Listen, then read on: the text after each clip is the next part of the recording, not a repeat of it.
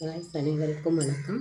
நான் இப்போ புழுங்கல் அரிசி நாட்டு அரிசி முறுக்குக்கு மாவு எப்படி பிசைறதுன்னு காமிக்க போகிறேன். இங்கே பாருங்கள், பெரிய படியால் ஒரு படி மாவு முறுக்கு மாவு எடுத்துக்கிட்டேன்.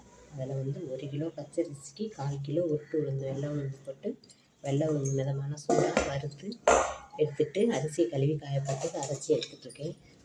அந்த 1.5 படி மாவு அதில் பாருங்கள், நல்ல ஒரு பெரிய கட்டி காயத்தை வெந்நீரில் போட்டு ஆல்ரெடி முன்னாடியே ஊற வச்சு வச்சுருக்கேன்.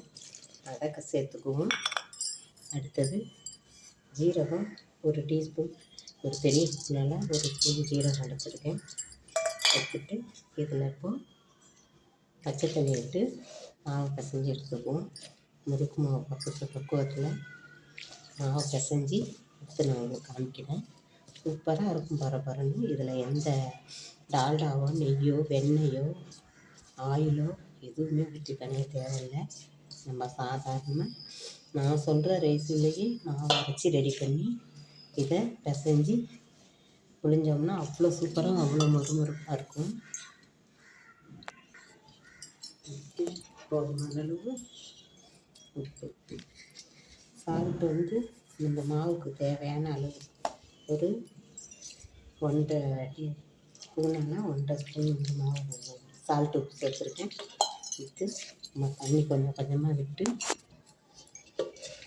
இதையும் மாவு பாருங்கள் நல்லா சரியான வச்சு இந்த லெவல் நம்ம பிசைஞ்சு வெட்டி எடுத்துக்கணும்.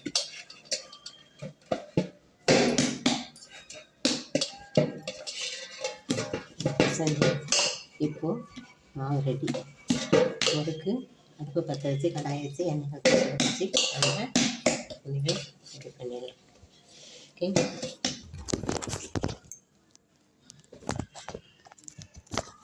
ஓகே, முறுக்கு மாவு ரெடி ஆயிடுச்சு.